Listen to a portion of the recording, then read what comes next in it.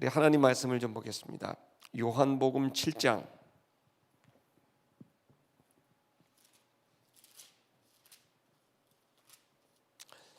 10절부터 30절까지 보겠습니다. 그 형제들이 병절에 올라간 후 자기도 올라가시되 나타내지 않고 비밀히 하시니라.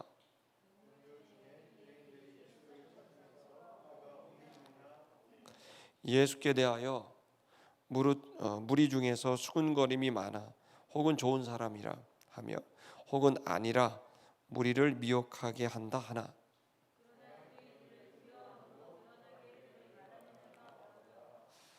이미 명절의 중간이 되어 예수께서 성전에 올라가사 가르치시니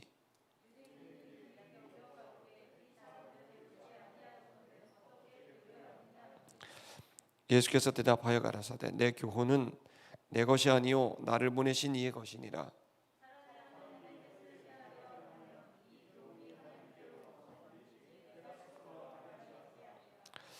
스스로 말하는 자는 자기 영광만 구하되 보내신 이의 영광을 구하는 자는 참되니 그 속에 불의가 없느니라.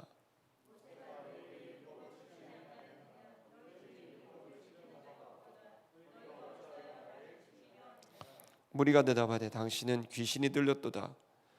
누가 당신을 죽이려 하나이까?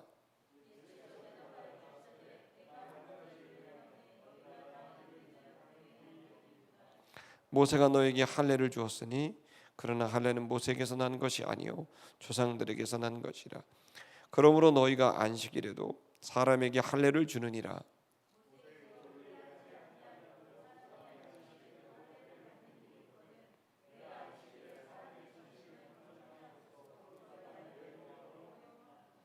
외모로 판단하지 말고 공의의 판단으로 판단하라 하시니라.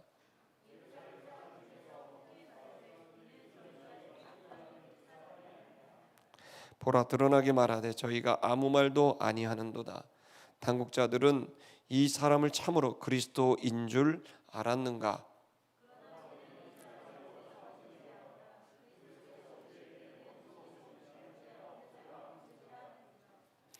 예수께서 성전에서 가르치시며 외쳐 가라사대 너희가 나를 알고 내가 어디서 온 것도 알거니와 내가 스스로 온 것이 아니로라. 나를 보내신 이는 참이시니 너희는 그를 알지 못하나.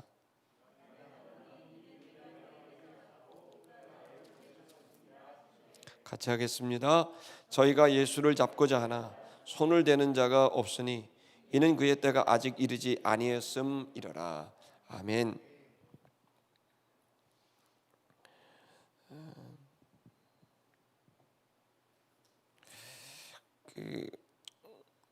우리들이 지난주에 이어서 우리들은 계속 무언가를 선택하게 됩니다. 그리고 선택하려면 판단해야 되고요. 그리고 이제 판단을 하고 선택을 하기 전에 우리들은 뭔가 바라고 구하는 것들이 있습니다. 사람마다 다 바라는 게 있어요. 어떤 사람은 지금 막 돈을 구하죠. 돈을 찾죠. 또 어떤 사람은 지금 문제를 해결해 줄 능력이 있는 권세 있는 사람을 찾기도 하고, 또 어떤 사람은 좀 휴식을 좀 찾고 싶죠. 야 너무 피곤하다. 지금 어디 남태평양 이런 데 가서 좀 그냥 햇빛 좀 받고 좀 쉬고 싶다 이런 사람들이 있는가 하면, 또 어떤 사람들은 너무 일이 없는 사람들은 나 좀 일 좀 하고 싶다. 일을 좀 찾고 싶다. 사람마다 지금 각자 처해진 상황, 또 걸어왔던 그 삶에 있어서 뭔가 찾아요, 구해요. 오늘 본문은 이제 찾고 구하는 사람들, 뭔가를 원하는 사람들, 뭔가를 판단하고 결정하는 그 사람들이 어떻게 이것을 제대로 판단할 수 있고 결정할 수 있고, 또 더 중요한 거는 내가 뭘 원하고 살아가고 있는가라는 그 일입니다. 지금 여러분은 무엇을 구하고 있는지 그거 얘기를 좀 하려고 그래요. 왜 그런가 하면은 지금 여기 본문에도 나와 있지만 사람들은 자신의 상황에서 이게 필요하다고 생각을 했지만 사실 그렇게 생각해서 그걸 쫓아가다가 인생이 이렇게 만들어지는 거 아닙니까? 근데 잘못된 것을 구하게 되거나 또 구하는 방식이 좀 문제가 생기면 사실은 그것과 하나님이 우리에게 준 인생이 전혀 다른 이제 결과를 얻게 될 수 있거든요. 그래서 이제 우리에게 좀 필요한 거는 내가 지금 뭘 원하고 있고 뭘 찾고 있는가. 그리고 그러면 내가 그걸 찾게 된 게 내 어떤 기준과 판단에 의해서 된 건가에 대한 얘기를 좀 해야 돼요. 지금 이 본문에서는 이제 예수님이 예루살렘에 올라가신 내용인데 그 전에 그 예수님의 동생들이 지난주에 우리 봤죠. 예수님의 동생들은 형이 잘 되기를 구했어요. 그래서 형을 찾아가서 형 여기서 이러지 말고 예루살렘에 올라가고 거기서 좀 사람들에게 드러나고 좀 지금까지 했던 거 좀 몇 번 더 하면 나갔던 제자들도 다시 들어오고 다시 형 그 길을 가지 않겠냐. 그러면서 형이 잘 되기를 구했고 또 더불어서 본인들도 좀 부스레기가 좀 떨어지기를 바라게 된 거죠. 그 동생들은 그런 걸 찾았죠. 형의 성공과 또 갈릴리 이 농부 목수 이 가난한 홀어머니 밑에서 자란 이 형제들은 좀 잘 되기를 바란 거예요. 또 형이 잘 될 것 같으니까 와서 그 성공적인 삶을 좀 원했던 거죠. 뭐 이건 나쁘다는 얘기는 아닙니다. 다만 우리가 지난주에 말씀을 봤듯이 그건 그들이 원하는 것이었고 주님이 원하시는 것은 달랐다는 거죠. 자, 그러면 우리들이 지금 원하고 있는 게 내가 지금 찾고 달려가고 있고 난 휴식을 원하고 난 좀 친구를 원하고 난 좀 돈을 원하고 뭐 이런 것들이 이 자체가 나쁜 게 아닌데 지금 우리에게 그리스도인으로서 진리와 진실을 아는 사람으로서 우리가 뭘 구하며 가야 되는가, 또 그걸 알았다면 우리는 어떤 모습을 해야 되는가에 대한 얘기를 하려고 합니다. 본문이 굉장히 길어서 좀 빠른 속도로 진행을 하지만 또 여러분과 또 이 말씀을 잘 이렇게 좀 차곡차곡 쌓았으면 하는 생각이 있습니다.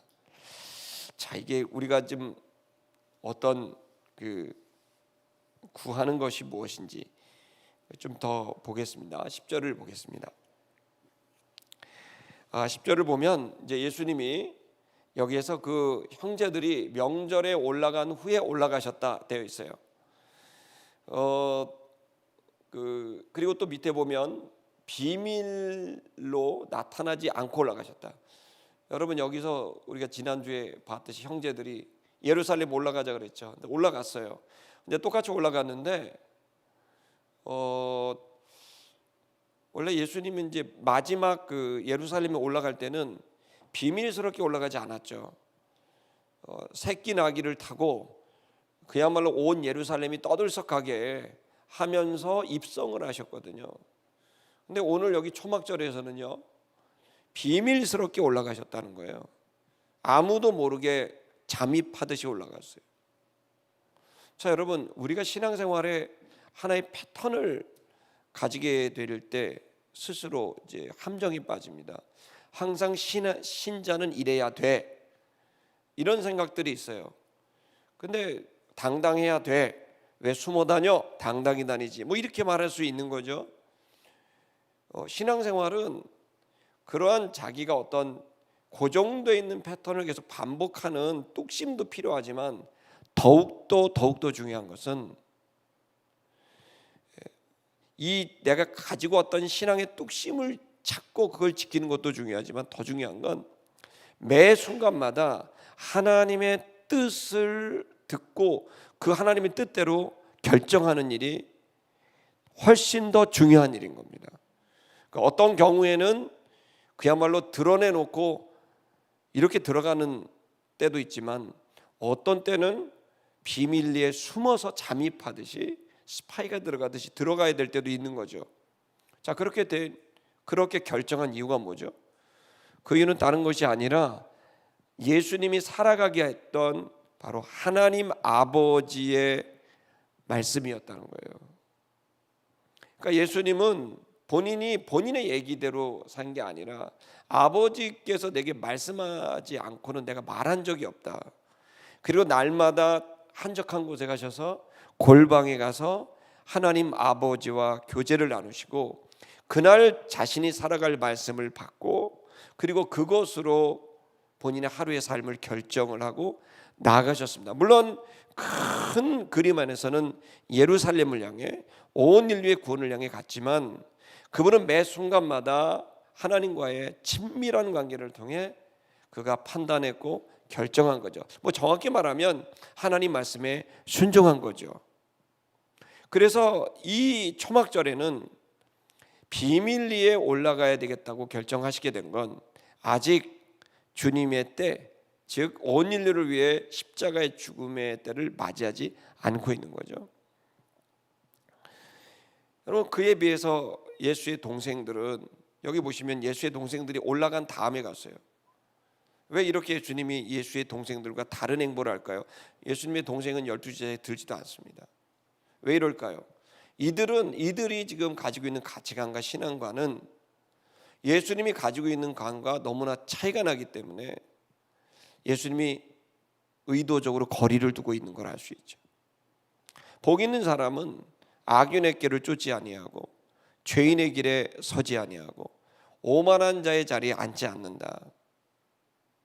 여러분, 우리가 여기서 한 가지 아주 중요한 하나님 앞에 이 믿음의 길을 걸어가는 사람이 가져야 될 것은, 여러분 지금 우리들이 사람의 꾀나 또 여러 가지 또 뭐 죄의 어떤 모습이나 이 가치관이 다르고 신앙관이 다를 땐 여러분 아무리 가족이라 할지라도 죄송하지만 신앙적인 거리를 둘 필요는 있는 겁니다. 특히나 하나님의 일을 감당하는 데 있어서는 분명히 우리는 하나님의 뜻을 쫓아가지 인간관계 때문에 거기에 어정쩡하게 묻어가는 일은 해서는 안 됩니다. 우리는 지금 주님을 믿고 이 진리와 진실을 알았고 결론을 가진 사람들입니다. 그래서 그 예수 그리스도가 결론이라는 걸 알고 있는 사람들이죠. 형제와 자매들을 배려해야 되고 사랑해야 되는 건 맞지만 적어도 믿음의 여정에서 타협할 수 없는 부분이 있다는 건 분명합니다. 그 기준은 내 생각이 아니라 하나님이 오늘 나에게 주신 말씀인 거죠. 그 말씀을 타협받을 수 없는 것이고 그것은 오염될 수 없는 순수적 가치를 가져야 된다고 생각합니다. 이유는 뭘까요? 그것은 내 형제 자매가 아무리 똑똑하고 뛰어나도 오늘 우리 모든 것을 통틀어 최고의 지식은 지혜는 바로 하나님 아버지이기 때문에 그렇습니다. 여러분, 이 주님과의 친밀함, 날마다 주님과 함께하는 일, 제가 이제 우리 윤근 실장님이 미디어 실장님이 영상을 온 리더들하고 이제 교인들한테 나눌 영상을 하는데 2021년 제가 거기서 하루에 4장씩 성경 읽어야 된다고 그랬더니 4장 그래서 4번을 그렇게 이제 화면을 띄우면서 막 하더라고요. 어렵다는 거죠. 그만큼 충격적이다, 아주 중요하다. 근데 사실 하루에 4장을 읽어도 1년에 성경 1독 정도 있는 거예요. 여러분 인생에서 성경을 몇 번 정도 읽으셨어요? 지금 여러분 우리가 성경이 4장이라고 하면 매일마다 어떻게 4장을 읽어? 근데 이건 정말 우리가 하향 평준화된 거예요. 우리는 음식에 절대적 양이 있잖아요. 여러분 우리 영혼도 음식에 절대적 양이 있어요. 내장은 씹어 먹어줘야 살 수 있는 거예요. 안 그러면 굶어요. 음식 안 먹으면 어때요? 힘이 없죠? 왜 신자들이 힘이 없어요? 안 먹어서예요.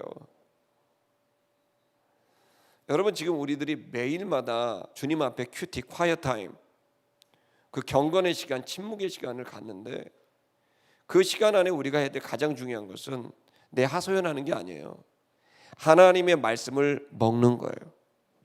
먹어야 힘쓸 수 있어요.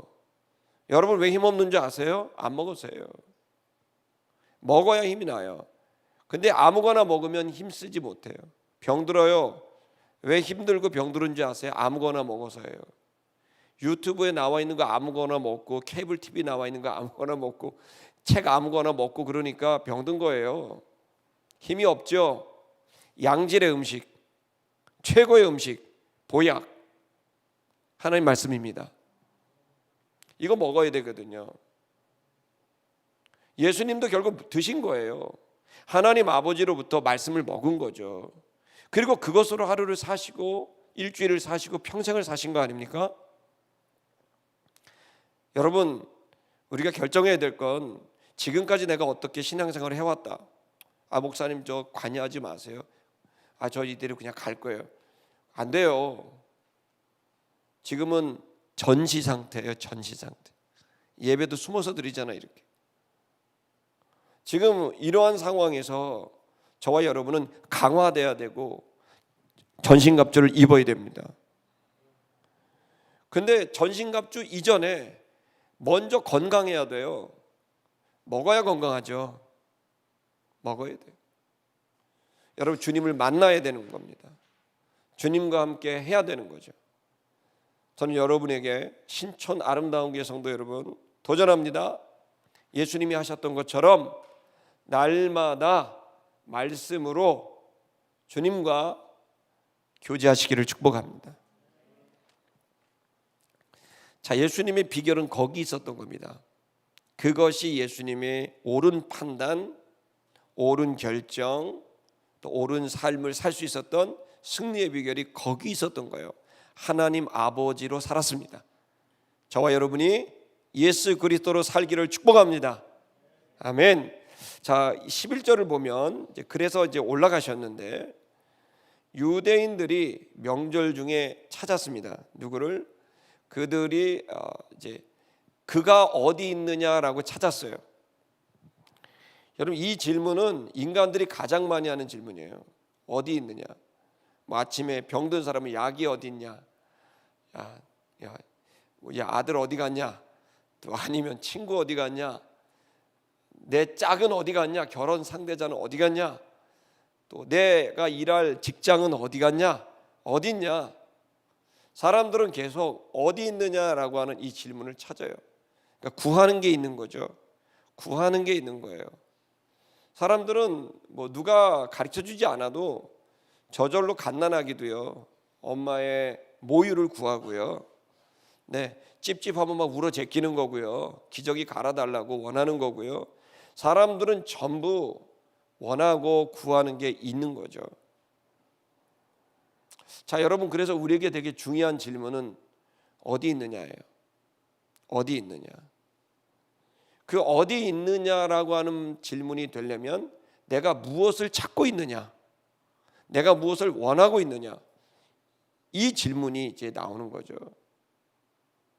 그래서 우리가 이 본문을 말씀을 통해서 우리 무엇을 찾고 있느냐. 사실 유대인들도, 예수의 동생들도, 그 무리들도, 제자들도, 예수님조차도 우리 모두는 그리스도를 찾고 있는 거예요. 근데 각자가 다른 그리스도예요. 그러니까 정의가 달라요. 똑같은 그리스도를 찾아요. 그리스도라는 게 뭡니까? 기름 부음 받은 자. 그것은 나의 문제, 나의 영적인, 현실적인 그 모든 문제를 어떻게 해요? 해결해 주는 구원자입니다. 이 구원자를 찾고 있는 거거든요, 그리스도를. 자, 여기서 어떻게 해야 될까요? 구원자를 찾는 것. 근데 사람들마다 이 구원자를 찾는 내용이 다른 거예요.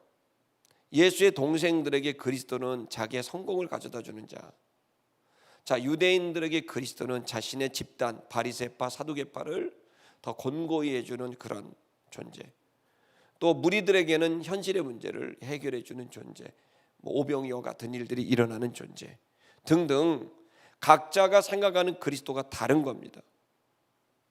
자, 여기에서 그 그리스도를 찾고 있는 것은 맞는데 그럼 그리스도를 통해 내가 원하는 게 뭐냐는 거예요. 원하는 게. 지금 계속 질문은 똑같은 거예요. 네가 원하는 게 뭐냐? 내가 원하는 게 뭐냐? 이걸 여러분 좀 정리해 볼 필요가 있어요. 글로 만들고 몰입도 있게 여러분이 이 내가 원하는 게 뭔지에 대해서 생각을 해볼 필요가 있습니다. 사람들은 문제를 또 궁핍을, 빈곤을, 결핍을 채우기를 원하죠.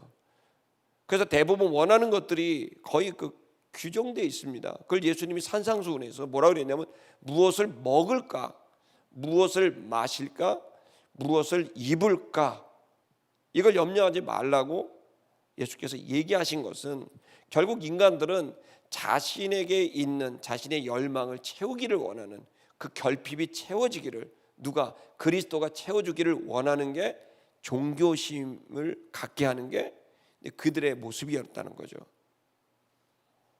지금 여러분 다시 우리가 생각해야 돼요. 우린 참된 그리스도인인가? 아니면 명목상 그리스도인인가? 우린 뭘 찾고 있는가? 좀 더 보시겠습니다. 12절 보면 이제 무리들이 얘기를 합니다. 무리 중에 많은 사람들이 예수에 대하여 수군거렸다. 혹은 어떤 사람은 착한 사람이다, 좋은 사람이다, 혹은 어떤 사람은 사람들을 미혹하는 사람이다, 이렇게 얘기를 하는 거예요. 그러니까 여기서도 똑같은 예수를 봤는데 각자 달라요. 예수님이 뭐 이 사람에겐 이렇게 했고 저 사람에겐 저렇게 했고 한 게 아니잖아요. 예수님은 아버지 하나님께서 가르쳐 주신 그 말씀대로 하루하루를 살아가셨던 거죠. 매 순간마다 기도하시면서 하나님 아버지께 기도했고 축사하시고 가셨던 거죠. 자, 여러분, 예수님은 똑같은 하나님 아버지께서 가르쳐 주신 길을 갔는데 문제는 뭐냐면 그걸 바라보는 시선들이 다 달랐던 거예요. 왜 그래요? 그들은 자기의 기준이 있었던 거죠. 자기의 기준대로 보면 예수는 좋은 사람이고 자기 기준대로 보면 사람을 미혹하는 사기꾼이고. 왜 이런 일이 벌어져요? 자기의 기준이 있는 거예요. 말하자면 색안경을 낀 거죠. 검정 안경을 끼면 온 세상이 검정색으로 보이고 붉은 안경을 끼면 온 세상이 붉은 세상으로 보이는 것처럼 이 사람들은 각자 가지고 있는 기준과 각자의 시선이 있었던 거죠. 관점이 있었던 거죠. 자, 이 관점은 어떻게 해서 만들어집니까? 자기의 경험이에요. 지금까지 모태에서부터 지금까지 무의식과 의식 속에 계속해서 쌓여 나오는 그 경험들, 그 지식들이 계속 나를 만들어 놓고 그것이 쌓이면서 하나의 세계관, 가치관, 인생관, 이것들이 기준이 돼서 그 관점이, 그래서 결국에는 의견을 갖게 되고 판단하게 된 거죠. 여러분 아마 여기에서 사기꾼이라고 본 사람들은 사기를 많이 당했을 수도 있죠. 좋은 사람이라고 본 사람들은 뭐 좋다고 볼 수도 있어요. 그런데 우리가 부정적인 상처로 나는 부정적인 감정도 문제지만 아무 상처 없이 긍정적으로 한 사람도 가끔 있더라고요. 이 사람도 문제죠. 그 사람도 결국 너무 긍정적으로 보니까 거기서 좀 철없는 아무 생각 깊이 하지 않고 판단해서 많은 것을 잃어버리기도 하고, 또 상처가 너무 깊은 사람들은 애시당초 전부 부정적인 시선이니까 계속 어떤 그 부정적인 것들만 자기 눈에 보이는 거죠. 또 이런 사람들이 자기의 그런 상처나 잘못된 모습이 보이면 또 나중에는 그런 모습이 막 억지로 찾으면 다 나오죠. 그거는 해석의 문제니까. 옛말에 우리나라에 꿈보다 해몽이라 그러잖아요. 중요한 건 사건이 아니라 그걸 해석하는 당사자의 해석이거든요. 그러니까 그 속에서 찾으려고 그러면 다 찾아져요. 저 사람 나쁜 사람이야 그러면 내 마음에 나쁜 사람을 결정하면 나쁜 모습을 다 찾을 수 있어요. 근데 내가 저 사람 좋은 사람이야 그러면 저 사람이 좋은 거 다 찾을 수 있어요. 재밌죠? 그게 왜 그래요? 철저히 자기중심적이라는 거예요. 억지로라도 모함까지도 해요. 말도 지어내요. 거짓말과 참을 막 섞어요. 결국 내가 가지고 있는 내가 원하는 것, 그것이 내 감정의 보상이든 내 삶의 보상이든 자존심이 상한 것이든 긍정이든 부정이 모든 것들이 나의 관점이 되어서 계속 판단하고 있어요. 근데 이게 진실일까요? 진실이 아닌 거죠. 우리는 원죄를 통하여 이 부분을 이제 이해하고 있습니다. 우리 모두가 아름다운 교회 성도들은. 자, 그렇기 때문에 우리가 지금 떠오르게 되는 즉흥적인 생각이나 판단들은 거의 대부분 진실일 가능성이 없는 거죠. 여기도 나오지만 예수님이 하나님의 길을 가고 있었어요. 예수님의 길은 너무 철저하게 잘 가고 계셨죠. 그런데 어떤 사람은 그 예수님을 보고 사기꾼이라고 말했고, 어떤 사람은 좋은 사람이라고 말한 거예요.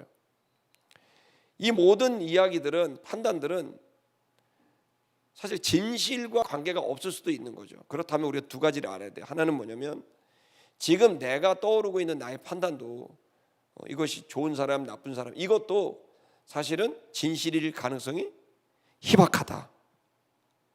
두 번째, 다른 사람이 나한테 대하여 하는 평가도 그 사람의 의견은 소중할 수 있지만 그것도 진실일 가능성이 희박하다.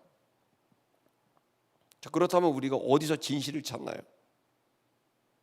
그 진실이 초대에 말씀드린 대로 바로 하나님 앞에 섰을 때 진실이 발견되게 돼요. 아멘. 그건 주님이 그 모든 것에 의가 되시기 때문에 공평한 모두에게 공통의 의, 공의가 되시는 거죠. 사람들은 각자의 의가 있어요. 각자의 기준이 있다고요. 그러니까 똑같은 사건 다른 해석이 나오는 거예요. 그런데 이 모든 거에 공통된 합일체, 처음부터 그 기준이었고 마지막까지 그 기준이 되는 회전하는 그림자가 없는 중심, 한 개인에게도 중심이 되지만 온 인류에게도 중심이 되는 그분 앞에 서면 그분이 중심이고 기준이 되는 거죠. 그렇기 때문에 그분 앞에 설 때야 우리의 진실을 볼 수 있는 판단이 나오게 되는 거죠. 여러분, 우리가 왜 주님 앞에 가야 됩니까? 왜 말씀 앞에 가야 돼요? 그 이유는 한 가지인 거예요. 진실이 거기 있기 때문이에요. 여러분, 어떤 사람이 그러더라고요. 자기가 성경을 보니까 의인이 된 것 같대요. 근데 내 삶을 보니까 나 완전 죄인이다라는 거야. 목사님, 저 쓰레기예요. 교회 가서는 의인이라고 감사해서 눈물을 흘리다가 나와서는 죄인이라고 또 짜증나요. 목사님, 저 쓰레기예요. 얘기를 해요. 그래서 제가 그 친구한테 그랬어요. 너는 성경적인 관점을 가지고 있지 못하다. 이유는 하나예요. 진짜 네 모습은 뭐니? 그랬더니 제 진짜 모습은 사는 모습이죠. 죄인이 제 진짜 모습이었어요. 내가 얘기를 했어요. 아니다. 진짜 모습은 네 영혼의 모습이 진짜 모습이다. 정체성은 바뀌었어. 여러분, 이거 아셔야 돼요. 예배 드릴 때 은혜 받았죠. 내가 하나님의 나는 죄인이었는데 나를 의롭다고 하신 걸 깨달았어. 은혜 받고 감사해. 하나님이 죄인을 받아주시면 감사합니다. 여러분, 거기에 감격이 있고 눈물이 나죠. 은혜가 감사하죠. 자, 여러분, 그게 진짜 여러분이에요. 이유는 명확해요. 거듭났기 때문이에요. 정체성이 바뀌었다고요. 근데 적지 않은 설교가들이 비성경적으로 일상에서 살아가고 있는 여러분의 실수와 잘못된 모습이 여러분이라고 생각하고 여러분이 이중적이라고 계속 공격을 하는데 그 말이 맞는 말 같지만 틀린 거죠. 왜냐하면 이미 죽었거든요, 그것은. 하지만 그 부분을 우리의 책임으로 받는 건 당연한 일이고, 그러나 책임은 내가 있지만 그 책임을 예수가 져준 것입니다. 정확한 이해를 가지고 있어야 되는 겁니다. 내가 잘못하는 삶, 그것을 바꾸기 위해 예수가 죽었습니다. 아멘. 자, 그러면 그것으로 인하여 우리가 바뀔 것입니다. 아멘.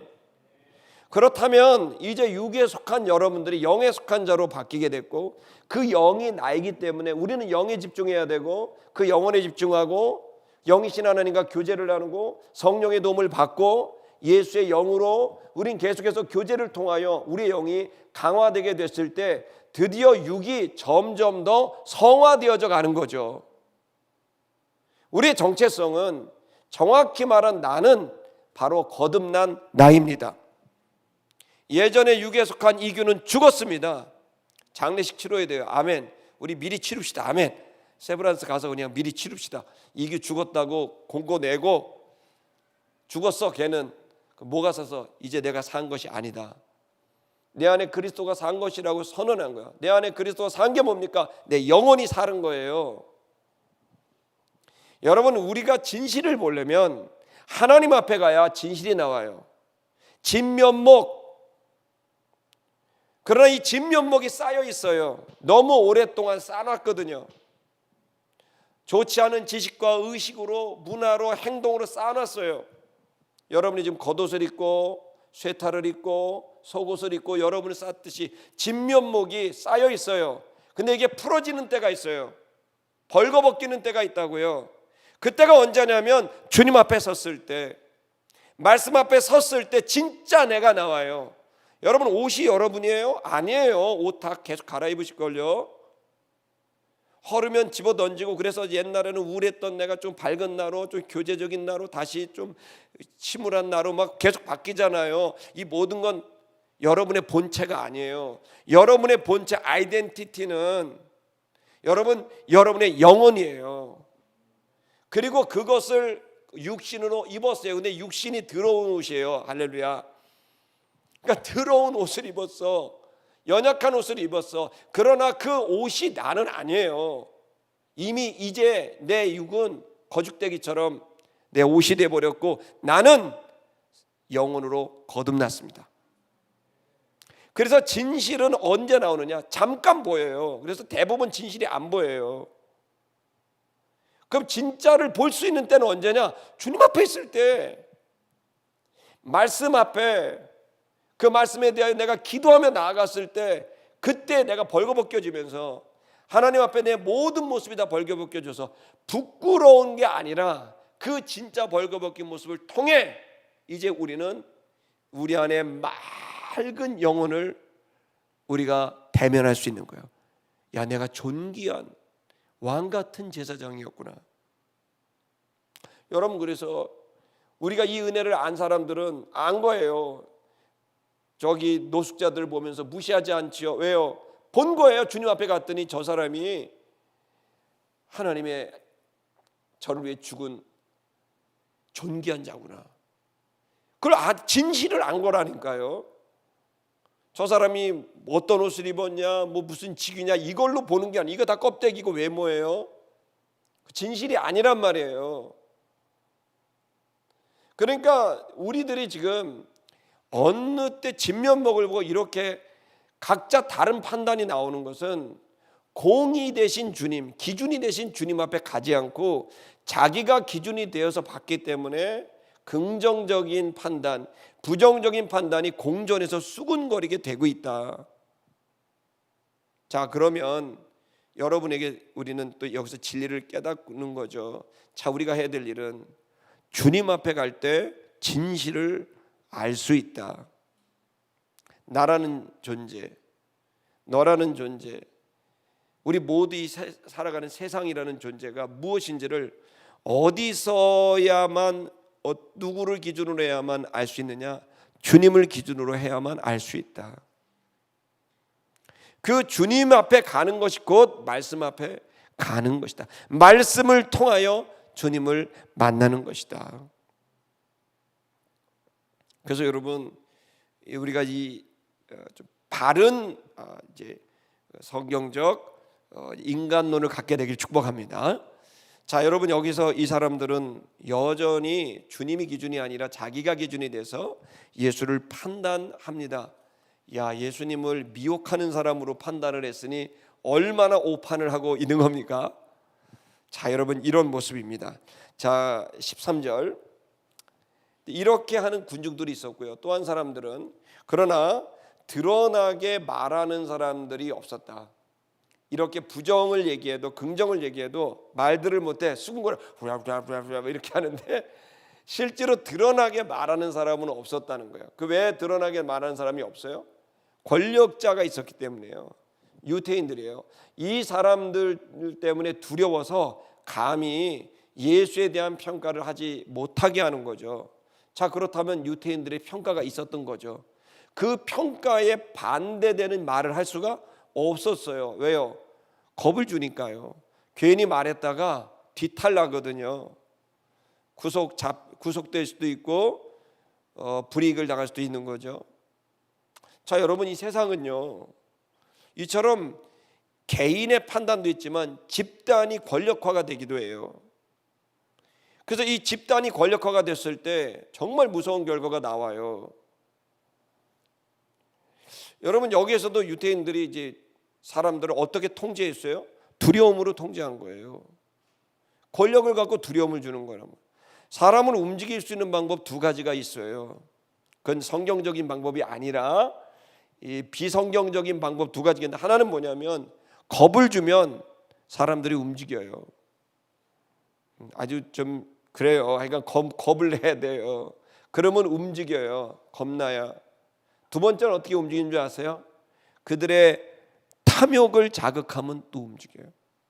그걸 당근과 채찍이라 그러죠. 이 이야기를. 사람들을 움직일 수 있는 방법은 사람들은 잘 알아요. 권력으로 압박하면 결과가 나온다는 걸 알아요. 프레스를 가야 돼요. 그리고 그걸 무서운 줄 알게 해야 된다는 거예요. 그러면 내가 원하는 거, 내 판단이 관철이 되는 거예요.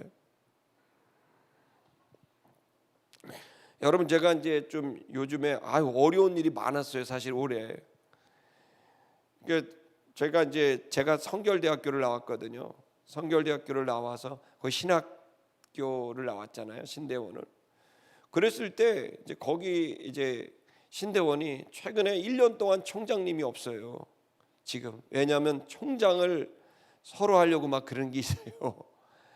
근데 총장이 어떻게 뽑히냐면은 성결대학교 이사가 15분이 계신데 그분들이 선출을 해요. 투표로. 그러면 우리 예수교 대한성결교회 교단의 지도자들이 40여 명의 지도자들이 대표성을 가진 사람들이 그걸 투표를 해서 인정을 하면 인준을 받으면 총장 취임을 할 수가 있는 그런 구조로 돼 있어요. 근데 최근에 이제 사학법이 바뀌면서 이 재단이 이 결정하는 부분을 약화시키고 있어요. 내년에는 사학법이 또 개정이 돼서 외부 이사를 절반 이상 해야 돼요. 근데 그 추천을 누가 하냐면 총장이 하는 거예요. 그러다 보니까 아무리 재단이 기독교 재단이라도 총장이 내가 안 해 그러면 안 나는 거예요. 그리고 이제 이 법이 이렇게 바뀌게 되니까 총장의 권한이 하늘을 찌르고, 더군다나 저희처럼 교단에서 세운 학교 같은 경우에는, 성결대학교 같은 경우에는 교단성을, 신앙 기독교성을 완전히 배제당할 수 있는 상황이 되는 거예요. 그런데 지난번 1차, 2차, 3차 총장을 이사들이 뽑았는데 그분들이 술 담배 하시는 분을 뽑고, 교회도 제대로 장로님도 아니고 권사님도 아니고 다 서리 집사님, 안수 집사도 아니고 신앙생활도 잘하지 않는 분들, 이런 분들을 자꾸 뽑아 올리고, 그래서 이사들이 집단화가 돼가지고 8표만 있으면 마음대로 하는 거 아니에요. 근데 그렇게 돼갖고 그러니까 나는 그분들이 뭘 표를 하고 있는 걸 떠나서 성결대학교의 정체성에 맞는, 설립 취지에 맞는 총장이 돼야 되는데 그렇지 않은 듯한 느낌이 너무 많이 드는 분들이, 예를 들어 학위가 박사가 아닌데 자기 박사라고 막 거기다 기입하고 막 이런 일들이 있는 사람들이 이게 올라가면, 세상보다 더 높은 기준이 있어야 되는 학교가 성결대학교가. 그래서 제가 후배들이 저보고 찾아와서 형님 이거 어떡합니까? 형님이 좀 한마디 좀 하세요. 그랬더니 한테 자꾸 말을 하라는 거야. 그래갖고 몇 년 전에도 비슷한 일이 있었는데 그때도 참고 그러다가 하도 나보고 하라 그러니까 그럼 내가 한번 쓸게. 그리고 이제 써갖고 이제 글을 보냈어요. 당사자들한테. 이런 거 3가지 신앙 검증, 그다음에 윤리성 검증, 그다음에 실력 검증, 3가지를 갖고 기준으로 뽑았으면 좋겠다 이렇게 글을 보냈는데 그게 이제 이 내부적으로 저 힘센 분들한테는 불편했나 봐요.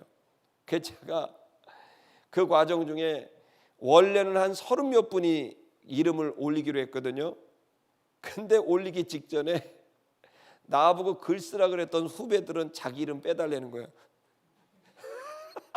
그래갖고 내가 그놈들 아주 그냥 나이도 이렇게 어린 친구들이 그래갖고 기껏 쓰라 그랬고 썼는데 지들은 빠졌어. 그래갖고 이제 좀 순진한 사람들 27명 이름이 올라갔어. 그리고 딱 올라놨더니 저 위에서 재판을 걸었어요. 종교 재판을. 그래갖고 제가 계속 거기 가갖고 막 조사받고 종교 재판받고 그랬어요. 근데 거기 가서 그랬어요. 대충 하라고 좀 애지간히 좀 하고 여기서 끝냅시다. 그 선배님들도 이 얘기 더 하면 내 입도 늘어지고 선배님들도 그러니까 이쯤 하시죠. 그 이제 아마 12월 말에 끝날 수도 있는데 안 끝나면 뭐 더 가는 거지. 뭐 가라 그러면 가서 얘기하면 돼요. 근데 교회도 이 모양인데 저기도 똑같아. 유대인들이 그 교권주의자들이거든요. 저 집단화가 돼서 두려움을 주는 거예요. 그러니까 내가 이거 하면 불이익이 될까 봐 그 이름 빠진 친구들은요 이번에 이사 들어가고 그러더라고. 뒤에서 거래를 했더라고. 나는 내가 이런 거를 근데 50살쯤 살면 이런 일을 많이 경험해요. 세상은 우리가 살고 있는 것은 개인의 기준도 있고 집단의 기준도 있어서 그걸 관철시키려는 힘이 여러분의 회사에도 또 여러분의 단체에도 이 사회에도 작용하고 있습니다. 자, 여기서 여러분이 벗어나는 거 쉽지 않아요. 진리를 계승해서 판단하고 하는 거 쉽지 않습니다. 이 진영이 있고 저 진영이 있어요. 이 그룹이 있고 저 그룹이 있다고요. 그 속에 끼어서 가요? 그러면 더 욕을 먹어요. 그리고 한 진영이 뭔가를 하려면 집요하고 속된 세속화된 집단은 서로 똥칠을 다 해놔서 그래서 빠져나가지 못하게 해버리고 그러면서 집단화를 만들고 빠져나가면 겁줘서 너 똥 묻은 거 내가 밝힌다. 이게 지금 우리 사회가 가지고 있는 여기에 있는 유대인들이 백성들을 두려움에 빠지게 해서 말도 못하게 만들어 놓는 거 아니에요. 여러분 이게 지금 그 2000년 전에만 있습니까? 여러분에게도 있습니다. 제가 몸담은 교단에도 있고 여러분의 회사에도 있고 이 국가에도 있을 거예요. 자, 이 속에서 우리는 어떻게 판단해야 돼요? 우리는 어떻게 살아야 되냐고요? 그 얘기를 원하는 거예요. 자, 여러분 강단을 가져야 돼요. 뚝심을 가져야 돼요.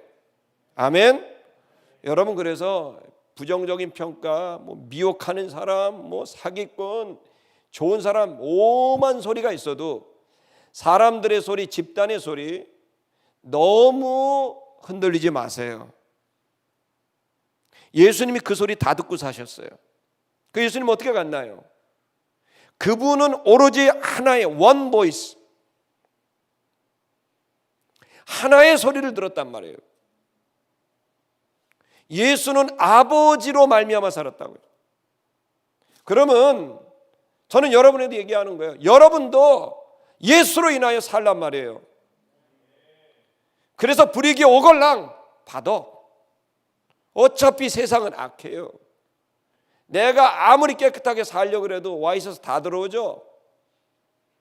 폭풍에 비가 오는데 어떻게 비를 맞아? 우산 해봐야 소용없어요. 이리 피하고 저리 피해도 폭풍이 오면 우산 필요 없어요. 다 맞으라고. 세상이 악하기 때문에 온갖 비난과 공격 없을 거로 생각하세요? 꿈도 꾸지 마세요. 없으려면 강력한 집단 안에 들어가면 없을 거예요. 집단이 보호해 주니까. 그러나 우리는 하나님의 아들들입니다. 그렇기 때문에 무슨 일이 있어도 우리는 하나님의 아들로서 아버지를 쫓아가는 믿음의 여정을 가지고 있어야 되고 그 판단 기준을 정확하게 내가 아니라 우리 집단이 아니라 주님으로 둬야 합니다. 자, 유대인들이 압박합니다. 14절. 자, 명절 중간이 되었습니다. 14절에 예수께서 중간에 이제 올라가셨습니다. 성전에서 가르치셨습니다. 자, 다음 구절. 그렇게 가르치게 되자 이 가르침을 들은 유대인들이 반응을 보입니다. 15절. 자, 가르치는 유대인들이 기이 여겼다. 그 사람들이 놀란 거예요. 놀랐어요. 아주 원더, 아주 놀란 거야. 우와, 원더맨이야. 놀라운 사람이야. 왜 이렇게 놀랐어요? 이 사람은 글을 어떻게 배웠나? 배우지도 않았는데. 이 사람은 글을 배우지도 않았는데 어떻게 글을 하는가? 얘기해요. 무슨 얘기예요? 예수님 학교 다닌 적이 없어요. 아마 학력 스펙으로 따지면 예수님이 최하일걸요. 지구상 최하의 스펙. 공식 학교를 다니는 적이 없는, 우리가 그런 분을, 스펙 없는 분을 쫓아가고 있습니다. 할렐루야. 놀란 거예요. 이 사람이 어떻게 이런 게 나오나. 여러분, 이게 무슨 얘기냐면 하나님의 말씀의 가치를 말하는 거예요. 주님이 날마다 여러분에게 주는 말씀의 가치가 얼마나 놀라운지 이 강력한 주도 그룹이 놀란 거예요. 도대체 이거 어떻게 알아? 이걸 어떻게 이런 소리를 해? 어떻게 이런 가르침을 줘? 이런 생각하는 거예요. 여러분, 제가 저희 돌아가신 할아버지가, 할머니 계실 때 아주 오래전 일이에요. 한 20년 된 것 같아. 여기 당산대교 철교 지하철 2호선을 끊은 적이 있어요. 예전에. 그래갖고 이제 그게 이제 그 철교를 끊어서 셔틀버스로 운영을 한 적이 있어요. 지하철 내리면 버스 내서 왔다 갔다 이렇게 한 적이 있어요. 다리 공사를 하고. 근데 이제 할아버지 할머니가 시골에서 올라오신 거야, 두 분이. 근데 앞에 그때 온 거야. 지하철을 타고 오셔갖고 아현동에 내리셔야 되는데 당산동에서 내리신 거예요. 안 가니까, 다 내리니까 여기 왜 내려? 평소에는 그냥 타고 아현역 오면 되는데 여기 이제 글자에도 다 써 있으니까. 그리고 이제 할머니 할아버지가 오셨는데 가셨다가 길을 잃어버린 거야. 왜 길을 잃어버린지 아세요? 그래갖고 어쩌다 연락이 돼갖고 그 할머니 어디셔요? 그래갖고 메시고 왔어. 당산역에서 계속 헤매시고 있는 거야, 몇 시간을. 이유가 뭐냐면 셔틀버스라는 단어를 모르셨기 때문에. 공무원들 좀 제발 좀 셔틀버스라는 단어를 모르는 거야. 그래갖고 할아버지 할머니가 읽기는 하겠는데 저것은 까만 것은 글자요 모음과 자음인데 무슨 뜻인지를 몰라갖고 셔틀버스라는 단어를 몰라서 계속 헤매신 거야, 몇 시간을. 여러분, 우리 할아버지가 그래요. 저희 할아버지가 어릴 때 고아가 되셨어요. 그래서 집안 어른 집에 양자로 갔어요. 석송이라는 동네에 살다가 양자로 간 거예요. 어릴 때 요만할 때 갔는데 가서 그 집 아들들은 전부 대학까지 공부시켰고 저희 할아버지는 초등학교도 안 보냈어요. 글자를 몰라요. 그래서 장로가 못 됐어요. 저희 할아버지는 평생 노동을 한 농부예요, 그냥. 자, 근데 여러분, 제가 어릴 때 신학을 하고 이렇게 됐을 때 할아버지 할머니는 제가 가면 항상 이렇게 제 등을 이렇게 하면서 아이고 뭐 이러면서 항상 말을 해줘. 그러다가 이제 제가 이제 목사가 됐잖아요. 목사 이제 지식으로 따지면 내가 훨씬 많지 뭐, 그잖아요. 딱 가면 할아버지가 이렇게 있다가 제 등을 하면서 아이고 이규 목사님 항상 비슷한 레파토리야. 기도 많이 하셔야 되고 말씀의 사람이 되셔야 되고 사랑을 많이 베푸시는 주의 종이 되세요. 뭐 이렇게 해요. 레파토리가 똑같아. 근데 여러분, 이 메시지가 지금 제가 여러분 가르치는 메시지예요. 여러분, 지금 소망교회의 원로 목사님, 곽선희 목사님, 프린스톤이라는 세계적인 대학교에서 공부를 하고 오신 분입니다. 그분의 설교 주제하고 저희 할아버지 설교 주제하고 똑같아요.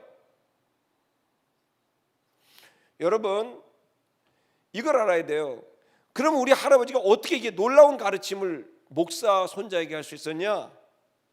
그건 그분이 가지고 온 경험이 아니라 하나님으로부터 받은 하나님의 지식을 그대로 저한테 믿고 전해주시니까 그게 지식도 전달되지만 감동까지 있어서 제가 지금 삶을 살아가다가도 내가 너무 기도를 안 했다, 내가 너무 기도를 안 했는데 또 내가 좀 말씀을 더 파야 되겠다, 내가 더 아가페를 못한다, 내가 더 아가페를 해야 된다, 이런 생각을 하게 만든 분이 이하경 권사님 할아버지예요.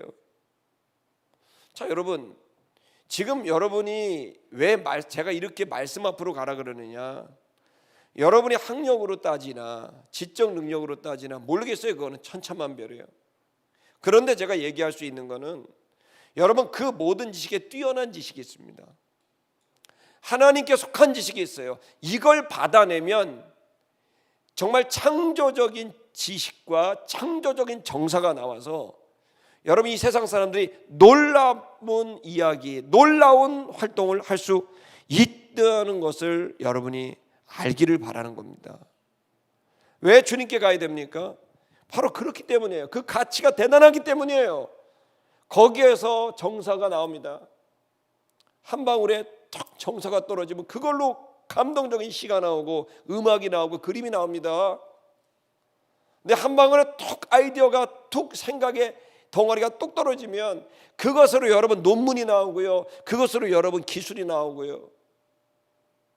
여러분, 하나님 앞에 서는 것은 종교적으로 억제하려고 그런 게 아니에요. 제발 제 마음의 진의를 알아주시고 주님이 왜 주야로 그 말씀을 묵상하는 자가 복이 있다고 말하는지를 아셔야 됩니다. 안 그러면 바람에 나는 겨와 같아요. 이 소리 저 소리 이 바람 저 바람에 흔들리는 겨와 같다고요. 바람에 나는 겨와 같도다. 열매를 맺을 수가 없는 거예요. 그러나 하나님 앞에 날마다 가는 사람, 시냇가에 심은 나무와 같이 시절을 쫓아 열매를 맺게 된단 말이에요. 지식의 질이 다릅니다. 지식의 능력이 다른 거예요. 그렇기 때문에 우리는 이걸 알아버렸잖아요. 이 진리라는 거를. 그러니까 가야 돼요. 여기에 예수님이 놀라게 한 사실은 예수님의 모든 지식은 아버지로부터 받은 겁니다. 그 아버지가 동일하게 저와 여러분의 아버지입니다. 그렇다면 여러분과 저도 누군가에게 배운 게 아니라 아버지로부터 배운 그 지식이 여러분, 저와 여러분은 놀라운 삶을 살아가게 하리라고 믿습니다. 좀 더 보시죠. 16절, 예수께서 그들에게 말했습니다. 내 교훈은 내 것이 아니다. 나를 보내신 이의 것이다. 사람이 만일 하나님의 뜻을 행한다고 한다면 그는 그것이 하나님으로부터 그 교훈이 왔다는 것을 알게 될 것이다. 나는 스스로 알 것이다. 그러면서 반대로 스스로 말하는 자는 자기의 영광만 구하고 있다. 그리고 그를 보내신 이의 영광을 구하는 자는 참된 사람이다. 그 속에 불의가 없다. 이렇게 얘기한 겁니다. 저를 보십시오.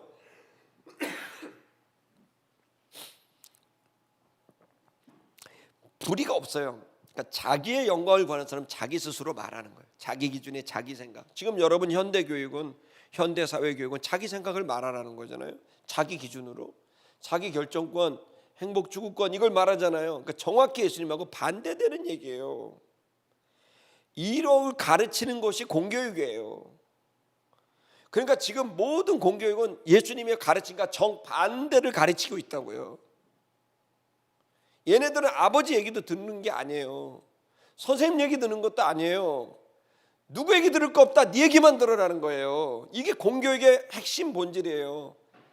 그것이 우리의 리더들이 생각하는 미래의 한국 사회인 거예요. 동의할 수가 없는 거죠. 그냥 아이들이 학교만 다니면 된다고 생각해. 전혀 다른 교육을 받고 있어요. 옛날에 우리 선생님 보면 이렇게 기도 인사했다고. 이거 길을 가다가 국가에 대한 경례를 하고 부모에 대해서 절대 숟가락 먼저 못 들게 하고. 근데 지금 애들이 밥을 먹기로 해 뭐래요. 그러니까 지금의 교육은 그게 아니에요. 철저히 다 단순하고 개인이 그걸 선택하게 만드는 교육을 하고 있는 거예요. 여러분, 교회가 학교를 세워야 돼요. 저는 아름다운 교회가 앞으로 이 학교를 세워야 된다, 반드시 세워야 된다고 보는 거예요. 공교육에다가 우리 아이들을 맡길 수는 없어요.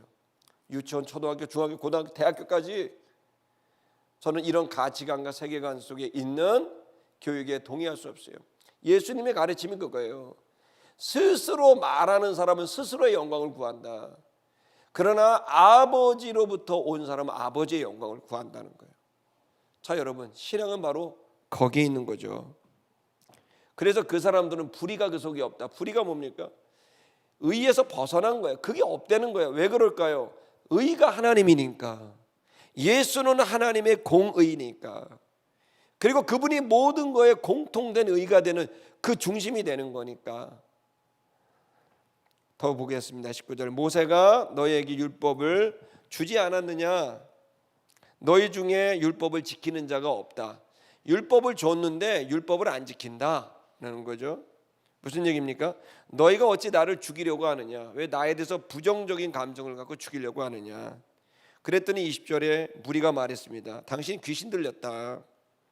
누가 당신을 죽이려고 했냐? 이렇게 말합니다. 아니, 죽이려고 하는 걸 다 사람들이 수군거리고 알고 있는데 여기서 새빨간 거짓말을 하는 거예요. 그러니까 이 위선적인 행태가 자기 의견, 자기가 원하는 걸 취하기 위해선 위선도 모함도 다 하는 거예요.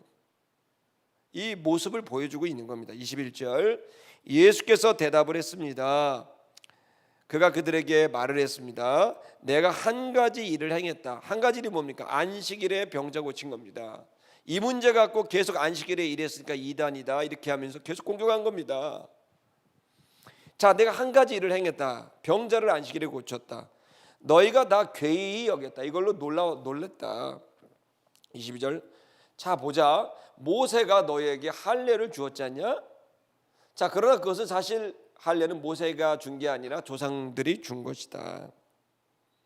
자, 그래 그 얘기를 한 겁니다. 그래서 그러므로 너희가 안식일에도 할례를 주지 않냐? 자, 모세가 이제 할례를 얘기를 했습니다. 자, 근데 모세가 한 게 아니라 원래 아브라함이 한 거죠.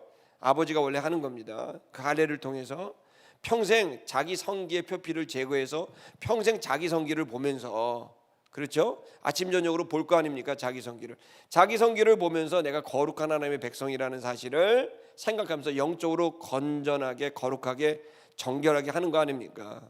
그 기준이 거기 남자의 성기가 돼버린 거잖아요. 그걸 보면서 연상하라는 거죠. 내가 하나님 사람이라는 걸. 자, 이건 우리를 건전하게 만들고 건강하게 만드는 거죠, 영적으로. 자, 그래서 할례를 줍니다. 자, 할례를 줘요. 근데 나는 그 다음 구절 넘겨보세요. 얘기하는 거는 사람이 할례를 안식일에도 지금 받고 있지 않냐? 자, 이것이 모세의 율법을 폐하는 거냐? 아니지 않냐? 자, 보세요. 할례를 지금 그 다음부터 어떻게 하냐면 안식일에 한 거예요. 자, 그 다음 보세요. 넘기세요. 자, 너희가 나를 노여워하냐? 이해가 안 된다. 왜? 내가 안식일에 사람을 건전하게 했지 않냐? 너희는 사람의 일부를 건전하게 했지만 나는 전신을 건전하게 했다. 이게 모세의 율법을 폐하는 거냐? 얘기를 한 거예요. 그러니까 사람들은 지금 할례라고 하는 종교적 행위에 딱 묶여져 버려 갖고 할례를 하게 된 원래 목적과 그 의미를 상실하게 된 거죠.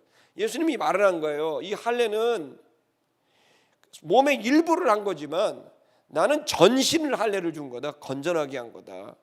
근데 이거 갖고 왜 너희가 나를 죽이려고 하기까지 분노하느냐라고 하면서 예수님이 따지시는 내용입니다. 넘겨주십시오. 자, 너희는 외모로 판단하지 마라. 드러나고 있는 것, 어떤 형식 이런 걸로 판단하지 마라. 너희의 판단은 뭐가 된다? 공의로 판단을 해라라는 거예요. 공의. 기준, 공적인 의, 그게 뭡니까? 예수입니다. 그 예수 하나님입니다. 아멘. 그러니까 하나님을 기준으로 판단을 하라는 거예요. 여러분, 하나님의 뜻이 뭡니까? 누가 그러더라고, 목사님 저 하나님의 뜻이 뭔지 모르겠어요. 제가 어떻게 해야 될지 모르겠어요. 그래서 제가 그래요. 하나님의 뜻은 이미 밝혀졌다. 공의를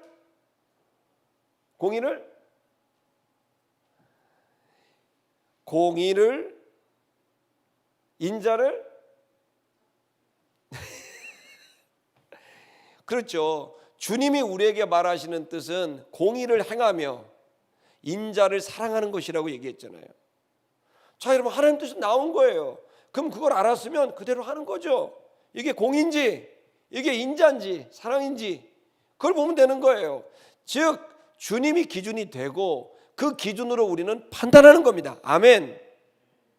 공의의 판단을 판단하는 겁니다. 그래서 우리가 지금 모든 판단의 기준이 어디가 있는지를 예수님이 명확하게 얘기해 주고 있는 거예요. 넘겨주십시오. 자, 혹이 말하되 예루살렘 사람들 중에서 누가 말했습니다. 이 사람이 저희가 죽이고자 하는 그 사람이냐? 여러분, 예루살렘 사람들 다 알고 있는 거예요. 유대인들이 예수님 죽이려는 거. 근데 귀신 들렸냐? 이러면서 몰아세우죠. 참 몰아세우기도 잘하고, 아는데 모르는 척하고, 맞는데 아닌 척하면서 예수님을 몰아세우는 이 세상의 흐름은 자기가 원하는 걸 얻기 위해선 다 한다는 거예요. 당황하지 마세요. 여러분, 모함당하면 당연히 아세요. 그 사람이 뭐 원하는 게 있나 보지. 이러면 멋있는 사람 돼요. 오케이? 여러분 막 계속 공격도 당하는데 그러면 거기 당황하지 마세요. 그냥 저 사람들이 원하고 있는 게 저 총장을 저 누구 시키고 싶은가 보네. 그렇게 생각하면 되는 거예요. 그거 가지고 이걸 이상하게 여기지 마세요. 자기가 원하는 게 있는 사람, 근데 그게 공의가 아닐 수 있어요. 문제는 다른 사람이 아니라 여러분이에요. 그럼 나는 공의를 원하느냐, 난 공의를 원하느냐, 인자 사랑을 원하느냐, 헤세드를 원하느냐. 여러분, 이게 우리의 오늘 이 설교의 주제인 거예요. 아멘. 자, 계속 보십시다. 봐라. 자, 드러나게 말을 했습니다. 저 사람이 드러나게 말을 하고 있잖냐. 봐라, 저희가 아무 말도 못한다. 그에게, 자, 유대인들이 아무 말도 못해. 예수님 말할 때는 찍소리 못하는 거예요. 틀린 말이 없으니까 찍소리 못하는 거예요. 그러니까 얘기 넘겨주세요. 뭐라 하냐면, 당국자들은 참으로 이 사람이 그리스도이라고 알았는가? 이렇게 생각하는 거죠. 그러니까 이 상황을 보면서 군중들이 자연스럽게 예수가 그리스도라는 생각을 하게 된 거예요. 당국자들은 정반대를 얘기하려고 그랬지만 백성들에게 두려움을 주고 말도 못하게 하고 압박해서 교권으로 예수를 귀신 들린 사람, 반역자로 만들려고 했지만 이 광경을 지켜본 사람들은 오히려 그리스도이기 때문에, 그 사람은 진짜 그리스도를 믿었기 때문에 저런가?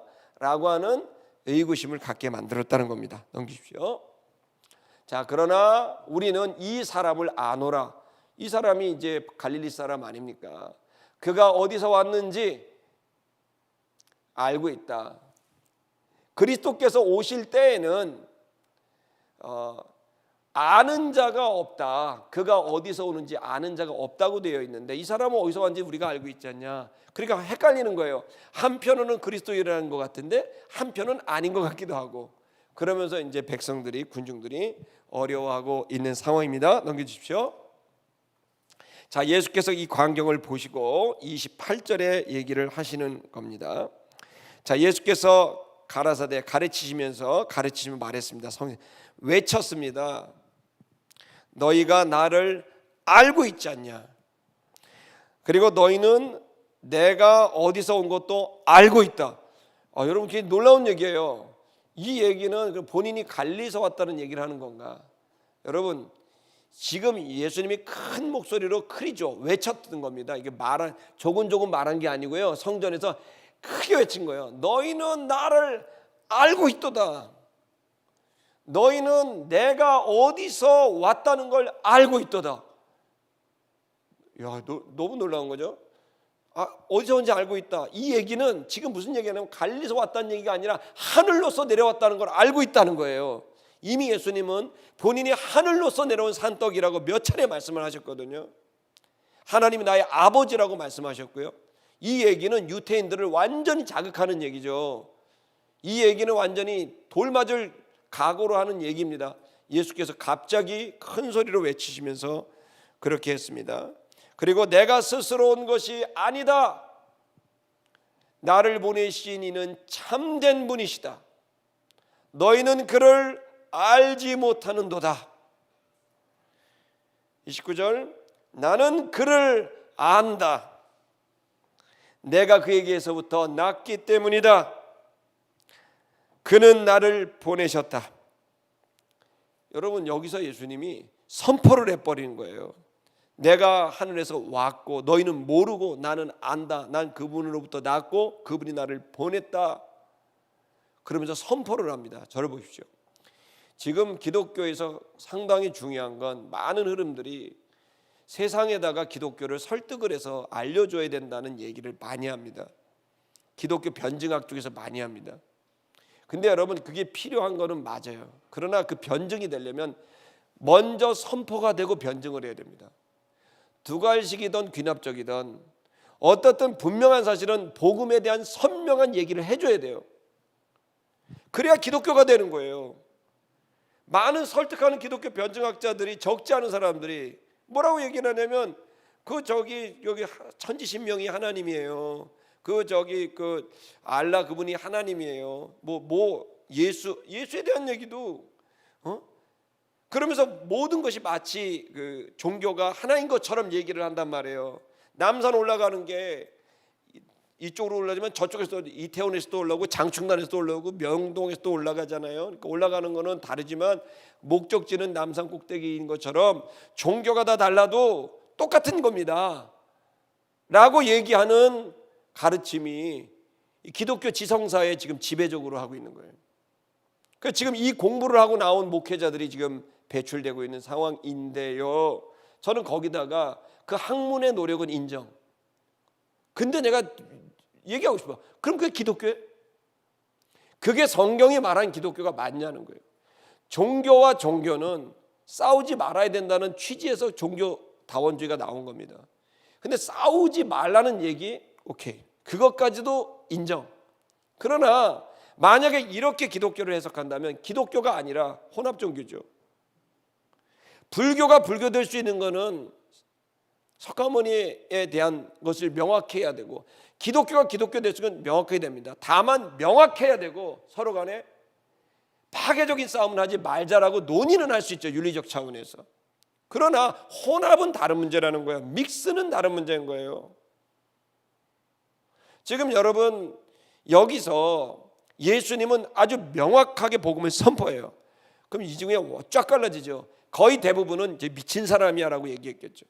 근데 그 중에 일부는 믿는 사람이 나오는 거죠. 기독교는 이렇게 여기까지 왔어요. 설득을 할 수 있다, 복음을. 여러분, 그것은 변증은 오히려 믿는 사람들에게 더욱더 필요한 겁니다. 자기의 믿음을 견고하게 만들 수 있는 구조를 만들거든요. 그러나 복음을 여러 가지로 설명을 해서 했을 때 그걸로 전도가 되고 그렇게 된 사람이 자신의 인생을 예수께로 던지는 경우는 거의 희박한 겁니다. 물론 가르쳐야 됩니다. 그러나 하나님 나라를 선포하고 예수를 선포하는 것입니다. 명확하게 기독교를 세워야 됩니다. 아멘.